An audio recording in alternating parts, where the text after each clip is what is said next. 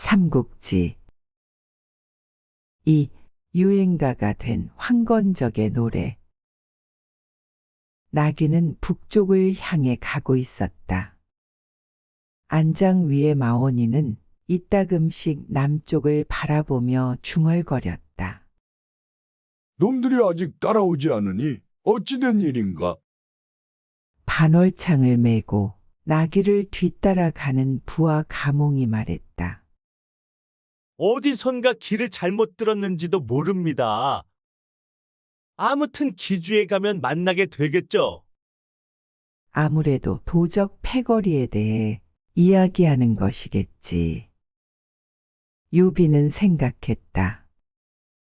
그렇다면 방금 떠나온 황하의 어촌을 습격한 패거리를 기다리고 있는지도 모른다고 생각했다. 어쨌든 고분고분한 척하고 있는 것이 좋겠다. 언젠가는 도망칠 기회가 생기겠지. 유비는 도적에 짐을 메고 묵묵히 나귀와 반월창 사이에서 걷고 있었다.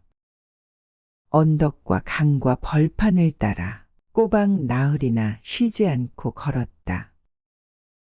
다행히 그동안 비는 오지 않았다. 날이 계속됐다. 끝없이 푸르기만 한 하늘, 구름 한 점도 없는 가을이었다. 기다란 수수 이삭은 나귀와 사람의 키를 덮었다. 따분한 여행에 마원이가 크게 하품을 하기도 했다.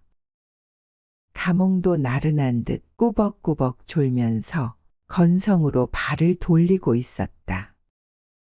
그럴 때 유비는 문득 지금이다. 유비는 충동에 사로잡혀 몇 번이나 칼에 손을 대려고 했지만 어머니를 생각하면서 자신의 큰 뜻을 되새기며 참아냈다. 이봐, 가몽. 예? 밥을 먹을 수 있다. 찬물도 마실 수 있겠어. 봐라, 저기 절이 있다. 저리요? 가몽이 수수 사이에서 길게 까치발을 디디며 말했다. 살았습니다. 대방, 분명 술도 있을 겁니다. 중들은 술을 좋아하니까요. 밤에는 쌀쌀하지만 낮에는 타는 듯이 더웠다. 물이라는 소리를 듣고 유비도 무심코 발 뒤꿈치를 들었다. 얕은 언덕이 저 멀리 보인다.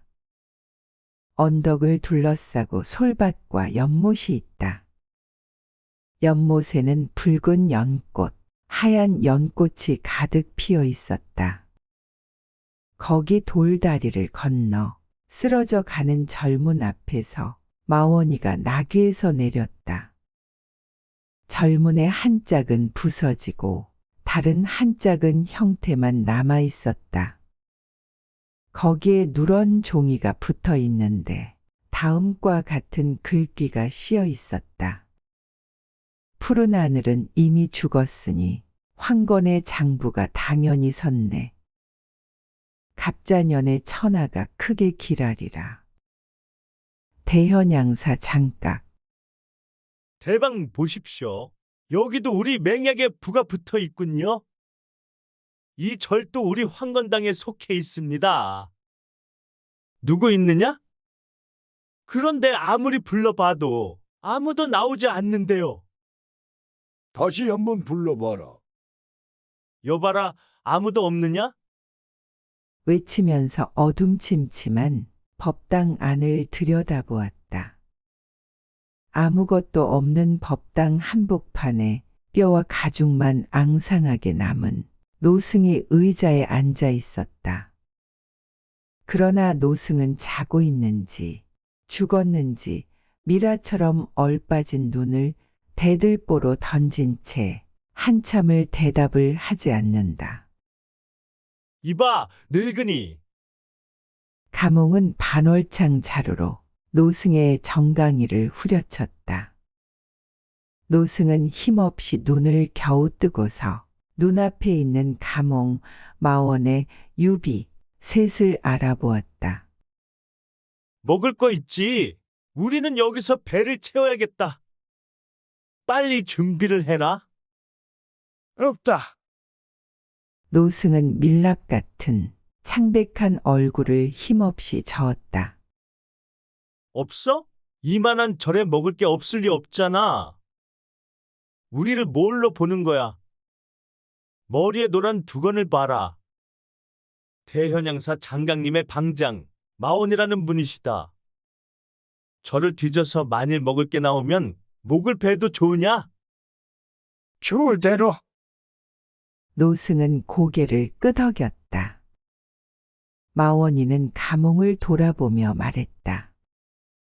정말 없을지도 모르겠다.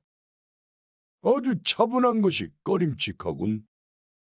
그러자 노승은 의자에 걸쳐 있던 죽은 나무 같은 팔꿈치를 들어 뒤의 제단과 사방의 벽을 하나하나 가리키면서 말했다. 없다. 없어. 없다고. 불상도 없어. 여기는 아무것도 없다. 곧 울 것 같은 목소리였다. 그리고 두 눈에 원망의 빛을 가득 담아서 또 말했다. 모두 당신네 일당이 가지고 갔어. 메뚜기 떼가 휩쓸고 간 후에 밭처럼 여기는. 하지만 무엇이 좀 있겠지. 무언가 먹을 것이. 없다. 그럼 냉수라도 길어와. 우물에 독을 풀었어. 마시면 죽을 것이야. 누가 그런 짓을 했느냐? 그것도 바로 두건을 두른 당신네 일당이다. 전에 이곳에서 전투를 치른 후 잔당이 숨어들지 못하도록 모두 독을 뿌리고 갔다. 그래도 마실 물은 있겠지. 저런 아름다운 연꽃이 피어있는 연못이 있으니 어디엔가 시원한 물이 솟구치고 있을 테지. 저 연꽃이 아름다우냐? 내 눈에는 홍련도, 백년도, 죄 없는 백성들의 영혼으로 보인다. 꽃 한 송이 한 송이 모두 원망하며 울부짖으며 무서워서 떨고 있는 듯한데 이놈이 이상한 소리를. 거짓말이라고 생각되거든. 연못 속을 들여다보라. 홍련의 아래에도 백년의 뿌리에도 썩은 사람들의 시체가 가득하다. 당신네 패거리에게 억울하게 죽임을 당한 선량한 농민이나 아녀자의 시체, 또 황건당에 들지 않는다고 목 졸라 죽인 지역 유지며 그 아내며 싸우다 죽은 관리들 수백이나 되는 시체. 당연하지. 대현양사 장강님을 거역하는 놈들은 모두 천벌을 받아 그렇게 되는 거야. 아니, 쓸데없는 것은 아무래도 좋다. 먹을 것도 없고 물도 없고 그렇다면 도대체 내 놈은 뭘 먹고 살고 있느냐? 내가 먹는 거라면 노승은 자기 신발 언저리를 가리켰다. 여기 있다.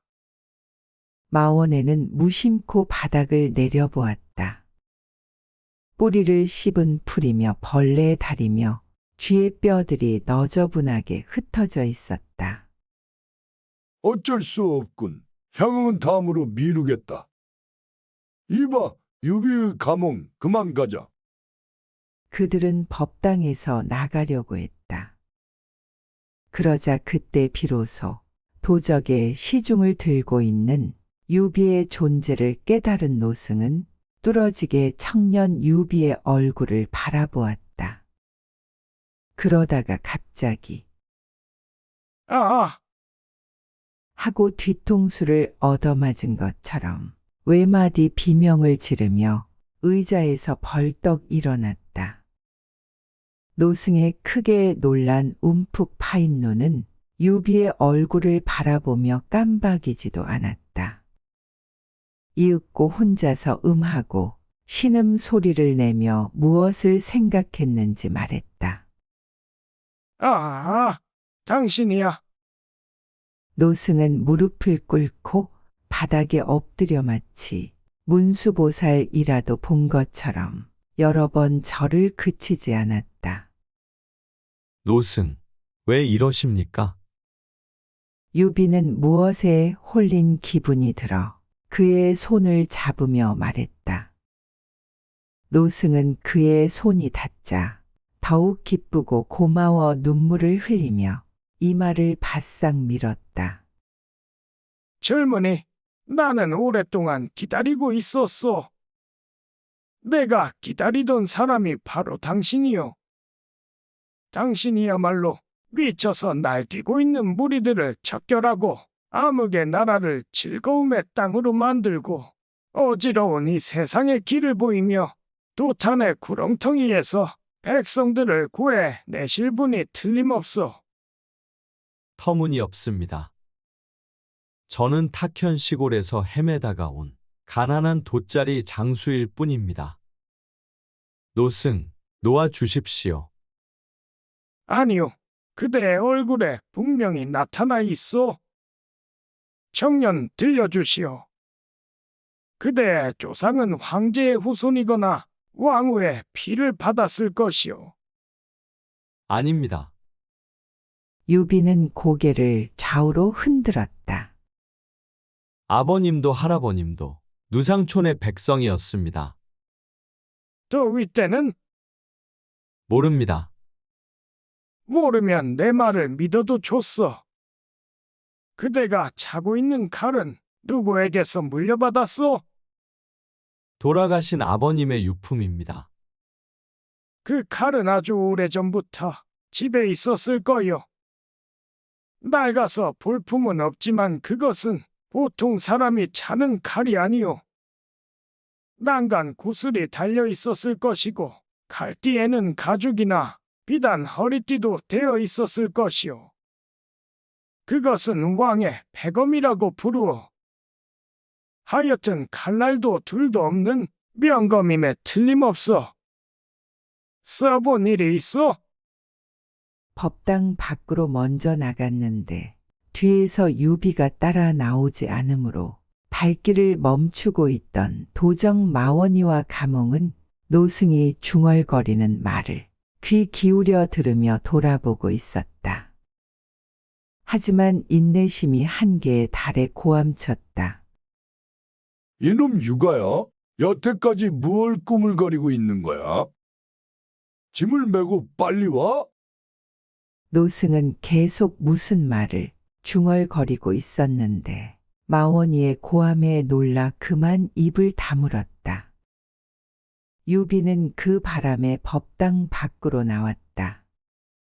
나귀를 메어둔 바깥문으로 나오자 마원이는 나귀 고삐를 푸는 가몽에게 손짓으로 멈추라고 했다. 육아야, 거기 앉아라. 그렇게 나무 밑을 가리키고 자기도 돌계단 위에 걸터 앉았다. 지금 듣자니까 너는 장차 훌륭한 사람이 될 얼굴을 갖추고 있다는데 설마 왕후나 장군이 될 리는 만무하겠지만 나도 사실은 내 놈을 장래성 있는 놈으로 보고 있었다. 어때? 내 부하가 되어 황건당에 들지 않겠느냐? 예, 고맙습니다. 하지만 유비는 계속 순진함을 연기했다. 저에게는 고향에 홀어머니가 계셔서 말씀은 고맙지만 황건당에는 들 수 없습니다. 어머니가 있으면 어때? 먹을 거나 넉넉히 보내주면 되지. 하지만 이렇게 제가 여행을 떠나 있는 동안에도 수척해질 정도로 자식 걱정만 하고 계신 어머니시기에 그도 그럴 것이다. 늘 빈궁하니까 그렇지. 황건당에 들어가 배만 부르게 해준다면 어린아이도 아니니 자식 근심도 안 하시겠지. 마원이는 공명심에 불타기 쉬운 청년의 마음을 돋울셈으로 당시 황건당의 세력이라든지 세상의 앞날을 장황하게 설명하기 시작했다. 좁은 눈으로 세상을 보는 놈은 우리가 양민을 괴롭힌다 생각하겠지만 우리 총대장 장강님을 신처럼 숭상하는 지역도 상당히 있다. 그렇게 전제하고 나서 먼저 황건당의 기원을 설명하는 것이었다. 지금부터 10년쯤 전이다. 거록군 사람으로 장각이라는 무명의 선비가 있었다. 그 장각이 하루는 산속으로 약초를 캐러 갔다가 이상한 도사를 만났다. 도사가 명아주 지팡이를 짚고 너를 기다린 지 오래다 하고 부르기에 따라가 보았더니 흰 구름이 자욱한 동굴로 인도하며 장각에게 책 3권을 내주면서 말했다. 이것은 태평요술서라는 책이다. 이 책을 잘 받들어 도탄에 빠진 천하를 구하고 돌을 펴서 선을 베풀어라. 만일 자신의 부귀영화를 높이는 데 취해 못된 생각을 품는 날이면 당장 천벌이 내려져 죽음을 면치 못하리라. 장각은 2번 절하고 도사의 이름을 물었다. 나는 남한호선이다. 대답과 동시에 한 조각 흰 구름이 되어 날아갔다고 한다. 장각은 산을 내려온 후 마을 사람들에게 그 얘기를 했다. 정직한 마을 사람들은 우리 고을의 인재에게 신선이 깃들었다 하며 고디 듣고는 장각을 세상을 구할 스승으로 모시고 소문을 퍼뜨렸다. 장각은 문을 닫은 채 도사 옷을 입고 부정을 멀리하면서 항상 태평요술서를 지니고 밤낮을 가리지 않고 돌을 닦고 있었는데 어느 해 나쁜 역병이 유행하여 마을에서 매일 수많은 사람들이 죽어나갔다. 지금이야말로 신이 우리로 하여금 나가라고 명령하시는 때다. 장각은 엄숙히 문을 열고 병자를 구하러 나갔는데 그때 이미 그의 문전에 500명의 사람들이 모여 제자로 삼아달라고 땅에 엎드려 애원하고 있었다. 500제자는 그의 명령에 따라 금선단, 은선단, 적신단이라는 비약을 가지고 각각 나쁜 역병이 유행하는 지방을 돌아다녔다. 그리고 장각의 공덕을 들려준 후에 남자에게는 금선단을, 여자에게는 은선단을, 어린이에게는 적신단을 나눠주니 약의 효험이 신비롭고 놀라워 모두 며칠도 안 되어 깨끗이 나았다. 그래도 낫지 않는 병자는 장각이 몸속아서 큰 소리로 주문을 외우고 병마를 집에서 쫓아내는 부적을 붙이고 물을 뿌리는 비법을 베풀었다. 이것으로 일어나지 못하는 병자는 거의 없었다. 몸에 병든 자뿐만 아니라 마음에 병이 있는 자도 몰려들어 장각 앞에서 참회했다. 가난한 자도 왔다. 부자도 왔다. 미인도 왔다. 힘이 센 자도, 무술을 익힌 자도 왔다. 그들은 모두 장각의 조직에 들고 부엌에서 일하거나 그의 옆에서 시중 들거나 또는 많은 제자들 속에 섞여서 자랑하기도 했다. 잠깐 동안 전국에 걸쳐 그의 세력은 부쩍부쩍 늘었다. 장각은 그 제자들을 36방에 세워 계급을 만들고 대소로 나누어 두목인 자에게는 군수라는 이름을 허락하고 또 방사라는 이름을 붙여주었다. 대방을 따르는 자가 1만여 명, 소방을 따르는 자가 6, 7천 명. 그 부서 안에 부장과 그 병사가 있고 장각 형제인 장량, 장보 2사람을 천공장군, 지공장군이라고 부르게 하여 가장 큰 권세를 주고 자신은 그 위에 의젓이 군림하여 대현양사 장각이라고 자칭하고 있었다. 이것이 황건당의 기원이다. 처음에 장각은 언제나 따은 머리를 노란 두건으로 질끈 동여매고 있었는데 그 방식이 조직 전체에 퍼져 어느덧 황건당원의 표식이 되었다. 또한 황건군의 도당은 전군의 군기로 모두 황색을 사용하고 큰 기에는 다음과 같은 선언문을 썼다. 맑고 푸른 하늘은 이미 죽었으니 황건의 장부가 당연히 일어섰네. 갑자의 해에 천하가 크게 기라리라. 황건당의 군가 담당 부서에서는 선언문에 부르기 쉬운 가락을 붙여 병사들에게 노래를 작은 마을부터 지방의 군, 현, 시, 도까지 열병처럼 유행시켰다. 대현양사 장각. 대현양사 장각. 지금은 3살짜리 어린이도 그 이름을 모르는 사람이 없었다. 푸른 하늘은 이미 죽었으니 황건의 장부가 당연히 일어섰네. 이렇게 노래하니 민중은 장각의 이름을 받들고 이제라도 천상의 낙원이 지상에 실현되는 듯한 느낌을 받았다. 그렇지만 황건당이 날뛰면 날뛸수록 태평성대는 고사하고 백성들은 하루도 편안할 날이 없었다. 장각은 자기 세력의 복종에 오는 어리석은 백성들에게 태평을 실컷 즐기라. 하고 놀고 즐김을 허용하며 우리 세상을 칭송하여 노래하라. 하고는 슬금슬금 약탈을 장려했다. 그 대신 거역하는 자는 가차없이 처벌하여 사람을 죽이고 재물을 약탈하는 일이 당의 일과였다.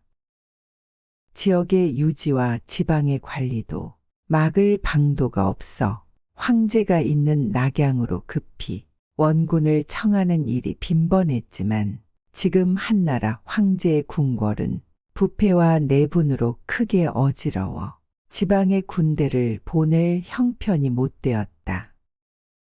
천하통일의 대업을 완성하여 후한의 대를 일으킨 광무제로부터 지금까지 200여 년이 흘러 궁중의 안팎에는 또 왕조 붕괴의 징조가 나타나기 시작했다.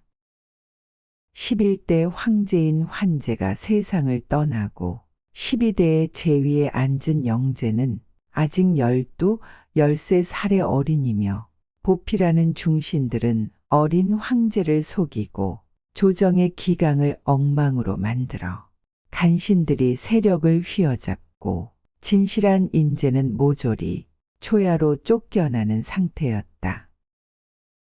뜻있는 사람들은 은근히 어떻게 되어가는 세상인가 하고 근심하고 있는 차에 지방에서 들고 일어난 황건적의 입에서 푸른 하늘은 이미 죽었으니 이런 동요가 유행되어 후한의 종말을 예고하는 목소리가 낙양성 바깥까지 가득 차 있었다. 그러한 때 또 하나의 사건도 매우 인심을 불안하게 만들었다. 어느 해 어린 황제가 온덕전에 나갔더니 갑자기 광풍이 일며 사람보다 2배나 더 긴 길이의 청색뱀이 대들보에서 황제의 의자 옆에 털썩하고 떨어졌다. 황제는 놀라서 바닥에 쓰러져 까무러쳤다. 궁중의 소동은 말할 나위도 없거니와 활과 창을 든 호위 무사들이 달려와서 청색뱀을 찔러 막으려고 했지만 갑자기 우박이 섞인 큰 바람이 왕성을 휩쓸더니 청색뱀은 구름이 되어 하늘로 날아갔다. 그날부터 사흘밤 사흘낮 동안 큰 비가 바닥이 꺼질 정도로 쏟아져서 침수된 낙양의 집이 2만 호, 붕괴된 것이 1000수백 호, 익사 부상자는 헤아릴 수 없을 만큼 큰 재해가 발생했다. 또한 바로 최근에는 붉은 혜성이 나타나거나 바람도 없는 한낮에 검은 회오리 바람이 난데없이 불어 왕성 지붕의 망루를 날려버리기도 하고 오원산의 산사태로 수십 부락이 하룻밤 사이에 땅속에 묻혀버렸다. 이런 흉조가 해마다 일어났다. 그런 흉조가 일어날 때마다 황건적의 푸른 하늘은 이미 죽었으니라는 노래는 맹목적으로 유행되어 갔으며 황건당에 가입하여 약탈 횡포 살육을 자유롭게 할 수 있는 우리 당의 태평을 즐겨라 하는 사람이 날로 늘어갈 뿐이었다. 도덕과 윤리의 악화, 조직의 혼란, 퇴폐 등 이것을 어떻게 할 수 없는 후한의 말기였다. 불타는 벌판의 불꽃처럼 마술을 뻗쳐간 황건적의 세력이 지금은 청주, 유주, 서주, 기주, 형주, 양주, 연주, 예주 등 여러 지방에 이르고 있었다. 각 주의 제후를 비롯하여 군, 현, 시, 부의 우두머리와 관리는 도망쳐 흩어지기도 하고 항복하여 도적이 되기도 하여 시체가 쌓이고 불에 타 죽은 사람도 수를 헤아릴 수 없었다. 부자는 모두 재물을 바쳐 목숨을 구걸했고 사원과 민가는 집집마다 대현양사 장각이라고 쓴 황색 부적을 문에 붙여서 절대 복종을 맹세하여 마치 귀신을 모시듯이 숭상하며 두려워했다. 그런 현실이었다. 이제 마원이는 장황하게 이러한 현실과 황건적의 기원을 자랑스럽게 늘어놓았다. 대방 마원이가 앉아있는 돌계단에서 절 문을 턱으로 가리켰다. 저기서도 눈은 쪽지를 보았지. 씌어있는 문구도 읽었겠고. 이 지방도 다 우리 황건당의 세력범이야. 유비는 처음부터 끝까지 묵묵히 듣고 있을 뿐이었다. 아니, 이 지역과 10주, 20주가 다 뭐야? 곧 천하는 황건당의 것이 된다. 후한은 이번 때에서 망하고 새로운 다음 시대가 된다. 그때 처음으로 유비는 마원이에게 물었다. 그러면 장각 양사는 후한을 쓰러뜨린 후에 자신이 황제가 될 셈인가요? 아니, 장각 양사께서는 그럴 생각이 없으시다. 그러면 누가 다음 제왕이 되는 겁니까? 그건 말할 수 없어. 하지만 유비, 내가 내 부하가 되겠다고 약속한다면 들려주겠다. 되겠습니다. 정말이냐? 어머님이 허락하시면 말입니다. 그렇다면 시원하게 말해주겠는데 다음 황제는 지금의 한나라 황제를 쓰러뜨린 후에 결정할 문제다. 흉노와도 상의해야 하니까. 예? 어째서요? 중국의 제왕을 정하는데 옛날부터 진나라, 조나라, 연나라 등의 국경을 침범해 우리 민족을 위협해온 오랑캐 흉노와 상의할 필요가 있습니까? 있고 말고. 마원이는 당연하다는 듯이 말했다. 아무리 우리가 설치고 다니더라도 우리 뒤에서 군비와 병기를 척척 대주는 뒷배경이 없고서야 이렇듯 단시일 안에 천하를 뒤흔드는 일은 불가능하단 말이다. 뭐요? 그러면 황건당의 뒤에 오랑캐인 흉노가 붙어 있었단 말입니까? 그러니까 절대로 우리가 질 리가 없어. 어때 유비, 내가 권하는 까닭은 내 놈의 출세를 위해서다. 부하가 되라. 당장 여기서 황건당이 되지 않겠느냐? 고마운 말씀입니다. 어머니도 들으시면 기뻐하실 것입니다. 하지만 모자간의 예의를 지켜야 하므로 일단 어머니께 여쭈어 본 연후의 대답을. 유비가 말하는 도중에 마원이가 갑자기 벌떡 일어났다. 야, 오는구나. 그러고는 저쪽 벌판을 향해 이마에 손을 얹었다.